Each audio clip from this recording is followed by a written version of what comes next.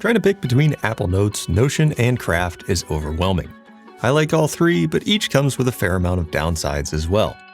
Lately, I've fallen into the trap of app hopping and driving myself crazy while doing it. In this video, I'll talk through some likes and dislikes for each app, how I've felt the impacts, and some ways that I've been trying to implement a single source of truth instead of burning out and accomplishing nothing. The procrastination trap. Choosing a notes app should be simple, but for many people, including me, it can become a trap that kills productivity. Download an app, spend a bunch of time setting it up, only to realize it is missing something or doesn't work exactly how you want. So the cycle repeats itself. Cal Newport would call this pseudo-productivity. You feel busy as you research features, migrate data, and design your perfect system. The dopamine hit from discovering a shiny new tool creates the illusion of progress without the discomfort of actually using your notes to create something. There is a hidden cost with constant switching, and that real cost goes far beyond wasted time. Every time you switch, your system breaks just a little bit more, and you lose the most valuable aspect of any note-taking practice, the connections that emerge over time. Context switching alone exacts a brutal tax on productivity. Research shows that knowledge workers toggle between apps approximately 1,200 times per day, costing roughly 4 hours of time per week lost. Studies reveal it takes an average of 23 minutes and 15 seconds to fully regain focus after a significant interruption. When you factor in the cognitive overhead of learning new interfaces, deciding how to organize within yet another system, and managing the paradox of choice that comes with too many features, the productivity drain becomes staggering. I can say that I have felt a similar drag lately. I have notes spread across Apple Notes, Bear, Craft, and Notion. Each new video was in a different spot because I thought I had found the perfect next Notes app. It turns out none of them are perfect. Each has its own unique benefits, which is annoying and exhausting. Notes apps become truly valuable only when they develop what knowledge management experts call network effects. When individual notes connect to form an interconnected web of ideas that generates insights that you wouldn't have found otherwise. And this takes time. Nicholas Luhmann, whose Zettelkasten method inspired modern note-taking systems, noted that it takes several years for a filing cabinet to reach critical mass. And there's a compound interest in note-taking. Just like saving or investing, compounding only works when you give it time. Switching apps is like constantly draining your emergency fund to zero and wondering why you aren't making any interest on it. The true thing that I am chasing is for a system to be an extension of my mind. I have a vision for how I want to see notes inside the app and how they should connect to tasks, the features of the app that it needs, and when the app doesn't fit the bill, I go searching for something else.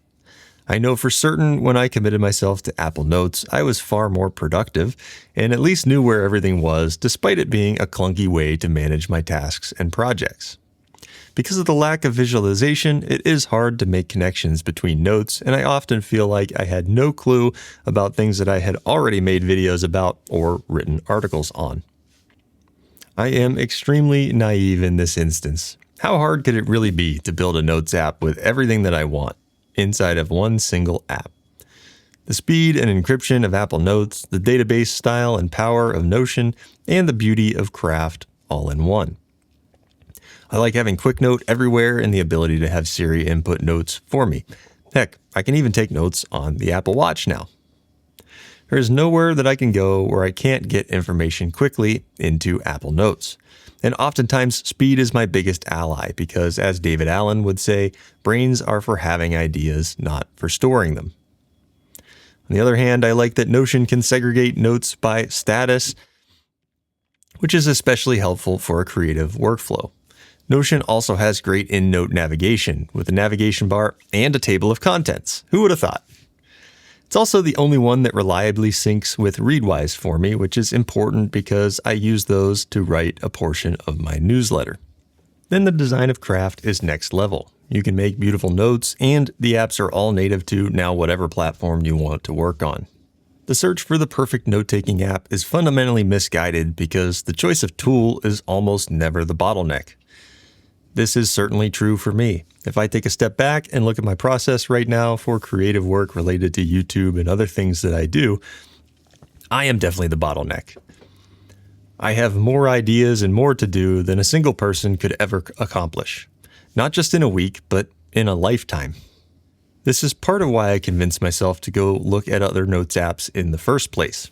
Theoretically, I could hire someone that could help to take the bottleneck away from me, but I am not in a financial place yet that would make that feasible with this channel. Realistically, I should wait until that moment comes and then figure out how I'm going to run a shared tool with my process. Overall, this was an interesting experiment for me to see what else is out there and try to build a Notion and Craft system to rival Apple Notes, Reminders, and Calendar. They come close, but ultimately more features didn't mean more value to me. So what should I do? I've said in the past, aligned with Tiago Forte, to use a new tool for at least 30 days before you think about switching. I think this gives you enough time to really understand what the tool can do and where it might be limiting for your workflow. But maybe that's not enough time. I'm starting to think that that timeline needs to extend, and looking at the research and especially what some of the analogies that Tiago Forte comes up with, I am starting to agree. You should probably commit to one tool for at least 6 months. It's going to be challenging because whatever tool you pick isn't perfect, but if I've learned anything here, it's that consistency is more valuable than features. You shouldn't be changing out your Notes app every month or even every other month. Tiago aligns that with changing the transmission in your car or changing the hot water heater in your house every month. It should feel like it's that significant of a change to go to a different app. Something else that I personally don't do is migrate all of my data, and yes, this leads to fragmentation. I have notes in OneNote from grad school, a ton of data in Apple Notes, and sometimes it can feel like I just have junk everywhere instead of a cohesive system. But these apps are aligned with the phases of life that I was in at that particular time. It was years of time or longer that I was using those apps. And you wouldn't replace the transmission in your car and keep the old one in the back seat. During these 6 months, I'm sure that a new app will launch, or the app that you've been tempted by in the past will add some more features, and you're just going to have to resist. I may even make more Notes app videos in the future because I enjoy doing this, but I shouldn't trick myself into thinking that I'm being productive while doing it. Stick with your current tool and do the actual work. If you don't, you risk falling into this procrastination trap forever. Ultimately, for me, the note is not the finished product. It just facilitates the work that I do on a daily and weekly basis. So the app that I use doesn't particularly matter outside of a few niche features that I truly enjoy using. Simple systems and consistency win out in the end. As amazing as it would be to have everything that I need in a single app, ultimately the simple trio of Apple Notes, Reminders, and Calendar have sucked me into its haphazard connections and sluggish pace of app development. Apple Calendar is the main reason that I haven't been able to leave yet.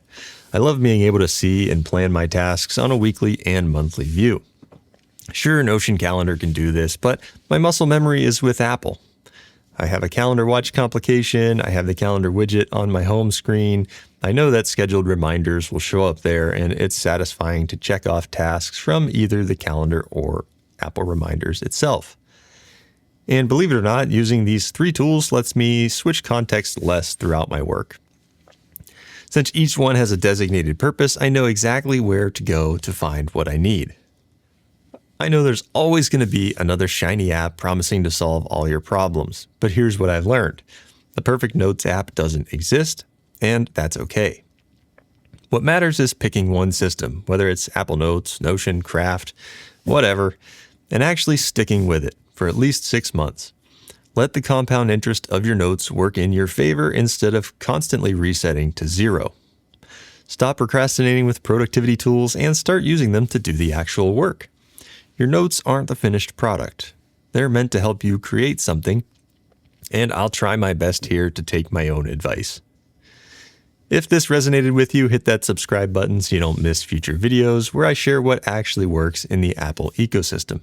And let me know in the comments, what's your current Notes app and how long have you been using it? I'd love to hear if you're committed or still stuck in the app hopping cycle like I have been. As always, thanks for watching, and I will see you in the next one. Later.